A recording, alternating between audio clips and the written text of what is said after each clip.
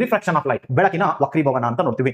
ಬೆಳಕಿನ ವಕ್ರೀಭವನ ಅಂದ್ರ ಬೆಳಕು ಒಂದು ಮಾಧ್ಯಮದಿಂದ ಇನ್ನೊಂದು ಮಾಧ್ಯಮಕ್ಕೆ ಚಲಿಸುವಾಗ ಅದರಲ್ಲಾಗುವ ಬಾಗುವಿಕೆಯನ್ನ ನಾವು ಬೆಳಕಿನ ವಕ್ರೀಭವನ ಅಂತ ಕರಿತೀವಿ.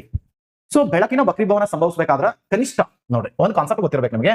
ಏನು ಅಂತ ಕೇಳಿದ್ರೆ, ಬೆಳಕು ಏನ್ ಮಾಡ್ತಿರ್ಬೇಕು ಅಂದ್ರ ಒಂದೇ ಮಾಧ್ಯಮದಲ್ಲಿ ಬೆಳಕು ಟ್ರಾವೆಲ್ ಮಾಡ್ತಿತ್ತಂದ್ರ ಸೇಮ್ ಡೆನ್ಸಿಟಿ ಇತ್ತಂದ್ರ ಏನಾಗಲ್ಲ, ಸೊ ವಕ್ರೀಭವನಗೊಳ್ಳಲ್ಲ ಸರ್.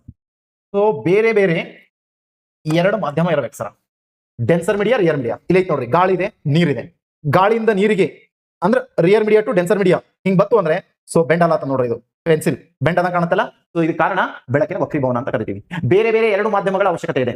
ಅಥವಾ ಒಂದೇ ಮಾಧ್ಯಮ ಇತ್ತು ಅಂತ ತಿಳ್ಕೊರಿ, ಅದರ ಸಾಂದ್ರತೆ ಹೆಚ್ಚು ಕಡಿಮೆ ಇರಬೇಕು, ಸಾಂದ್ರತೆ ವೇರಿಯೇಷನ್ ಇರಬೇಕು. ಉದಾಹರಣೆಗೆ ಸರ್, ಈಗ ಅನಿಲ ಮಾಧ್ಯಮ, ನಾವು ಭೂಮಿ ಮೇಲೆ ನಿಂತು ನಕ್ಷತ್ರಗಳನ್ನ ನೋಡ್ಕೊತಾ ನಿಂತೇವಂದ್ರ ಆ ನಕ್ಷತ್ರಗಳು ಹೆಂಗ ಅನಿಸ್ತಿರ್ತಾವ, ಟ್ವಿಂಕ್ಲಿಂಗ್ ಮಾಡ್ದಂಗ ಅನಿಸ್ತದ ಸರ್. ಹೇಳ್ತೀವಿ ಟ್ವಿಂಕಲ್ ಟ್ವಿಂಕಲ್ ಲಿಟಲ್ ಸ್ಟಾರ್ ಅಂತ. ನಕ್ಷತ್ರಗಳು ಮಿನುಗುವಂತೆ ಗೋಚರ ಆಗ್ತವ. ಸೊ ಮಿನುಗುವಂತೆ ಗೋಚರ ಅಲ್ಲ ಕಾರಣ ಅಂತ ಕೇಳಿದಾಗ ಸಿಂಪಲ್ ಆಗಿ ನಾವು ನೋಡ್ತೀವಿ, ಈ ಕೆಳಗೆ ನಿಂತು ನೋಡಿದಾಗ ಕಾಣ್ತದ ಅಂತ ಕೇಳಿದ್ರೆ ಇಲ್ಲಿ ನಮ್ಗೆ ಏನ್ ಕಂಡು ಬರ್ತಾವ, ಸೊ ಲೇಯರ್ ಗಳು ಕಂಡು ಬರ್ತಾವ ಸರ್. ಅಟ್ಮಾಸ್ಫಿಯರ್ ದಲ್ಲಿ ಲೇಯರ್ಗಳು, ಟ್ರೋಪೋಸ್ಫಿಯರ್, ಸ್ಟ್ರಾಟೋಸ್ಫಿಯರ್, ಮೀಸೋಸ್ಫಿಯರ್, ಐನೋಸ್ಫಿಯರ್, ಎಕ್ಸೋಸ್ಫಿಯರ್ ಅಂತ. ಲೇಯರ್ ಗಳಲ್ಲಿ ಪ್ರತಿ ಒಂದು ಲೇಯರ್ ಅಲ್ಲೂ ಡೆನ್ಸಿಟಿ ವೇರಿಯೇಷನ್ ಸರ್. ಅಂದ್ರೆ ಅಲ್ಲಿ ಬರ್ತಕ್ಕಂಥ ಸಾಂದ್ರತೆ ವೇರಿಯೇಷನ್ ಇದೆ. ಆ ಸಾಂದ್ರತೆ ವೇರಿಯೇಷನ್ ಆಗಿರೋದ್ರಿಂದ ಸೊ ಬೆಳಕು ಏನಾಗುತ್ತೆ, ಬೆಂಡ್ ಆಗಿ ಜಿಗ್ಜಾಗ್ ರೂಪದಲ್ಲಿ ಬರುತ್ತೆ. ಇಲ್ಲಿರೋ ಒಂದು ವಸ್ತು ಹಿಂಗ ಅಳಗಾಡ್ದಂಗೆ ಕಾಣ್ತದೆ ಸರ್, ಅದನ್ನೇ ನಾವು ಏನ್ ಕರಿತೀವಿ, ಟ್ವಿಂಕ್ಲಿಂಗ್ ಅಂತ ಕರಿತೀವಿ.